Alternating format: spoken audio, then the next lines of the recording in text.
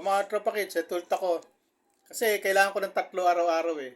3 hanggang 4 na upload araw-araw. Kaya pagtsatsagaan ko na to. Kaya pagtsagaan nyo na rin ako. Hmm. Kasi, di ba sabi nyo nan ilan man usapan natin, supportahan tayo. Supportahan ko kayo. Supportahan nyo. Kahit mga, kahit wala nang kakwenta-kwenta to. Support pa rin kayo sa akin. Eh wala eh. Ano magiging kwenta? Hindi sinasagot. Yung mga tanong ko, seryoso naman yung tanong ko. Hindi naman ako nagbibiro. Hmm. Wala, hindi nila sinasagot eh. Pagtsagaan natin to. Hmm. Ayan. Alam nyo nga po hindi ko na nga pinapansin. Talaga pong nagpapapansin sa akin. Bakla yata itong tao na ito ay, oo, nai-inlove yata sa akin. Nababading na siya sa akin. Ano ka ng tatay mo ka na? Ilab na raw ako sa kanya. Anong klaseng reaksyon yan? Anak ka ng tatay mo, Kanor. Ba naman to? Tapos, ayaw ko na sa tigilan. Eh, paano ko siya titigilan? Eh, di may yung advocacy ko yun. Oh. Nung lumabas ako dito, napilitan ako lumabas dahil sa kanya, sa kanila. Tapos ngayon, sabi ayaw ko raw tigilan. Ingit na ingit daw ako, nababakla raw ako sa kanya. Nailab daw ako sa kanya. Ibig sabihin, ililis na naman yung issue na kaya nga ako lumanta dito dahil sa kanila. Pagkatapos ngayon, ayaw ko rin tigilan. Eh, syempre, ang nasabi na. Yung pangako. Yung pangako, napapako sa iba. Pero ako, advocacy ko talaga yan. Hindi ba sabi ko sa'yo, hindi kita tatantanan. Hanggat nasa social media ka, nandun din ako. Maliban lang, ma-strike ako ni ano. Di kunyang. Ilang araw na ba? Hindi pa ako ni-strike.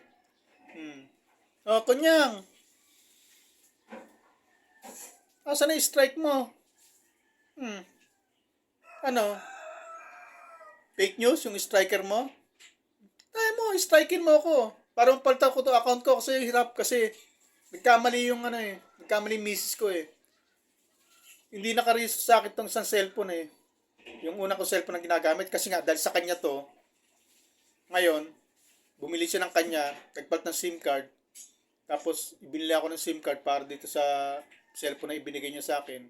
Na ginamit ko naman pag-vlog, na sa pagbibideo. Kaya pala marami nagkakamali, marami nag-aan na fake account daw ako. Kasi, nung nire-register kasi nung misis ko to, parang ayaw daw, ayaw pumasok ba yung hirap sila. Kaya sa kanya nakarehistro. Ganun yun. Kasi nga, hindi ko naman cellphone na sarili to. Binigay lang niya sa akin dahil bumili siya ng bago. Kaya ganun. Kaya may problema rin ako sa YouTube. Kasi, invalid yung phone number ko. Na parang hindi sa akin nakapangalan, ganun.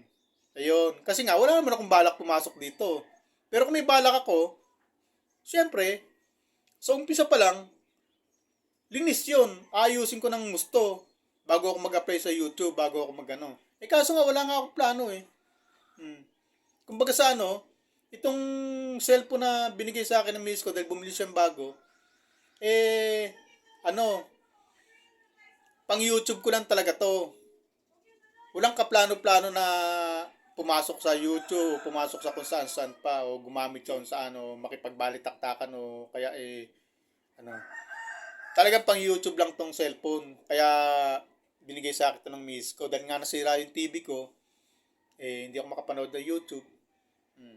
Kaya napilitan siyang bumili. At binigay nga yung luma sa akin.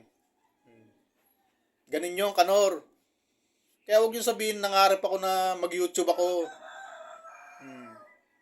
Tapos in love daw ako sa kanya. Naku po. Tapos ang tingin mo sa sarili mo ha. Itsura mo na yan na... Kuy ka... Ano mo Kanor? In love ako sa'yo. Kay Kunya nga eh. Papaganda na nga sa akin eh. Kita nyo? Nag-aayos na no? Ganda na nagpapaganda na si Kunya. Hindi tulad nung unang lumabas siya na parang galing sa gulayan tapos humarap sa camera. Ngayon hindi. Talagang nag-aayos na talaga. Kinikinis siya mukha niya. Tapos, yung ribbon niya, mini-maintain niya.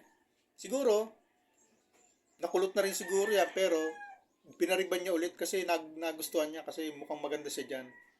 Feeling maganda siya dyan. Ayan. Yan, nagpapaganda talaga sa akin. O yan na, may duda ko lang. Duda ko lang yan, ha. Hindi ko naman sinasabing yun talaga. Pero duda talaga ako. Kasi, alam mo, Scanor, parang nonsense na nga itong pinag-uusapan natin mga tropa kids. Pero wala tayong magagawa eh. Kailangan kong mag-upload eh. Requirements ni YouTube eh. Paano ko babanatan to? Kakaawa naman. Nanlambot na. Ganyan na lang oh. Gusto ko makipagrelasyon sa akin. Na paupos. Ha? Na mukhang tukmol. Diba? Diba? Halata yung tawa niya, no? Ha. Gumagano ba yung pinipilit na, no? Tumawa na. Tawang pilit. Ginaya ko, nagmukha tuloy yung komedyante. Ganun to eh. Gusto magpatawa pero hindi nakakatawa. Walang sense of humor. Kaya bawat salita niya, pinipilit niyang tumawa para makaakit ng tawa. Pero, wala. Hindi ka matatawa. Siya lang ang tumatawa sa ano niya. Pinagsasabi niya. Pero yung nanonood, hindi. Hindi natatawa. Siya lang. Tiyan mo. Ang baklang adik na paupos. Na mukhang tukmol. Na tae lang ni Mirador. Metro 2079 yan. Pinagkakakitaan yun ba yung estudyante? Ginawa nyo ng content? Mahihirap. Ay, ano naman po, Metro 2079. Nainggit ka po? Ayun. Iba sir. May pumuna. Ayan. Diyan na nabali yung attention niya. Kaya wala na isagot sa akin. Kasi, yung nag-comment na yun na Metro, basta yung nag-comment na yun, yun ang sinagot niya ng sinagot. Kasi nag-comment pa ulit yan eh. Labas naman tayo na dun eh. Ang pinag-uusapan na tungkol sa charity vlog, wala na. Pataymikin na natin to. Kita nyo? Nanlambot. Kanor? Lumambot ka, no? Samantalang nung wala pa ako, hindi ko may depensa sa sarili ko. 3 araw, sunod-sunod. Walang patid. Puro ako kinontent. Puro akong binanatan. Wala ako kalaban-laban. O ngayon nandito na ako. Asan ka na, Kanor? Question mo pa yung pagkabikulano ko, ha? Di suplak yung inabot mo. Tapos, ayan o. Walang tawa. Lagi nakangiti. Hindi naman nakakatawa. Nasabi, hindi naman kangiti-ngiti. Ganyan ba yan? Balik tayo kay Konyang naman. Sabay ka. Si Asa wala na. Kayo na talaga tinitira niyan. Ewan ko kung bubueltahan pa niya ako. Pero oras sa bueltahan niya ako uli. Nasabi ko sa'yo. Asa, huwag mong subukan. Mapapalabang ka sa akin. May na ako. May go signal na ako sa mga tropa kids ko. Pwede na kitang balahurain din. Pero hindi sa saltang basura. Kaya kong balahurain ng pagkatao mo nang hindi ako nagsasalta ng masama. Asa? Sige, balik sa akin. Hindi ba mo issue, bumalik ka sa nakaraan eh. Inuulit mo lang ulit eh. Kasi wala ka nang maiabante. Teka, kwento ko nga pala tungkol kay Reyna, sa bahay ni Reyna. To. Para naman good vibes, para medyo gumanggang ang loob ng mga tropa kids ko. Di ba sabi na, nasa liblib na lugar? Nasa bundok? Di ba ang pagkakaalam natin, mga tropa kids ang liblib na lugar, tago. Bakit may linya ng kuryente? Mas madali pa mag-apply kaysa dito sa Maynila. Dito sa Maynila, pag nag-apply ka sa Meralco, pahirapan ang tagal. Bakit dyan? Halos kailan lang nag-apply ng kuryente? Wala pa yata 2 linggo. Bakit ngayon, puro ilaw na? Nagka-problema pang araw yun, na-question pa yun kasi Bakit residential pero napakaraming ilaw? Hmm. Oh, pero, na-resolve ba naman kagad yun? Tamo, puro ilaw na. Oh, di ba? Oh. Sino magsasabing nasa liblib na lugar yun? Oh, bakit naka-apply kagad ng kuryente? O, kita mo, hindi pa halos kumpleto yung bahay, hindi pa halos tapos na tapos. Pero, nakita nyo naman, ang lalaki ng ilaw. O, ibig sabihin, malapit sa syudad. Hmm. Ano yung pinagsasabi mo, Kanor, na na liblib na lugar yon? O, ano yung pinagsasabi nyo na nasa liblib? Gubat. Ano ako niyang? O, tago pa kayo sa tabi ng kulungan ng manok. Hmm.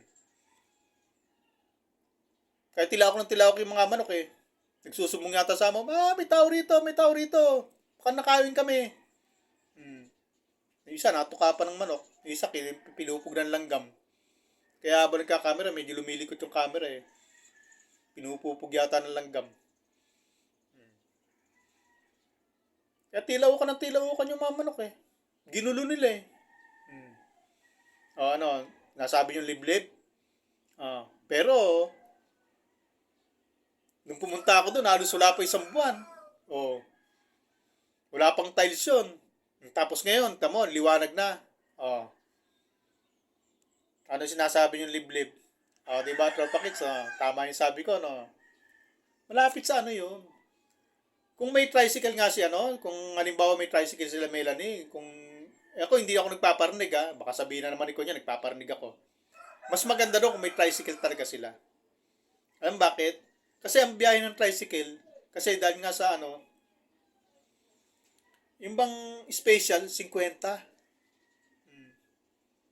Eh kung nagmamadali ka, may dala kang isda na malapit ng mabulok, na malengke ka, eh kung maghahantay ka pa ng kasama sa tricycle, kasi antayan dun eh. Siguro ang pamasahe lang dun, mga 15, mga 20, ganon. Kung isang tao ka, kasi may kasama ka, paghahati-hatian nyo yung 50. Eh kung nagmamadali ka, special, 50. Kakarating ka dun. Special yon 50. Mga, pag tinakbo yun, mga 15 minutes. Tulad ng sabi niya, pag nakamotor siya, 15 minutes mararating. Kasi patag na patag yung dadaanan eh. Wala kang dadaanan lubak-lubak. Wala kang dadaanan lubak-lubak. Diretso. Yung mga liku-liko nga lang. Siyempre, wala namang kalsadang diretso eh. Siyempre, may mga likuan yan. Ganon. Hindi ako nagpaparinig na magkaroon ng tricycle sila. Nasabi ko lang, kung magkakaroon sila ng tricycle, hindi sila mahihirapan magbiyahe. Kasi nga paglabas ng karsada, dahil wala naman dumadaan, dahil kung baga pag papunta dun sa bandang malayo-layo, ang mga tricycle, matatagalan ka paghahantay. Pero kung gusto mong hindi ka matagalan, pupunta ka dun lalakad ka dun sa medyo talagang daan na tagag ng tricycle. Yan. Kasi ganun yun eh. Daanan ng tricycle, maraming tricycle na dumadaan.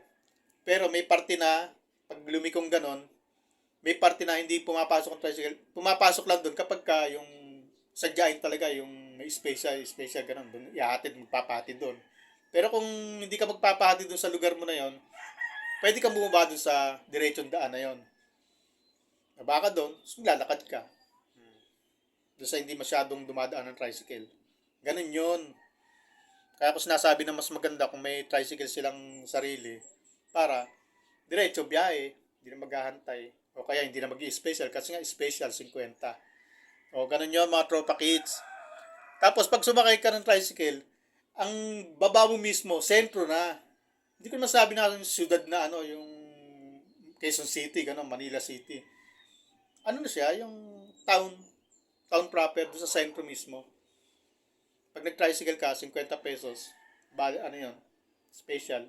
Pag sumakay ka, baba mo sentro, may mga bus na dumadaan, biyahe na, pa Maynila. Kung ayaw magantay, punta ka sa Dait. Tulad ng ginawa ko, punta ako sa Dait. Doon ako sumakay ng bus. Hindi ako nagantay ng dadaan lang. Ganun, Tropa Kids ha. Bye-bye.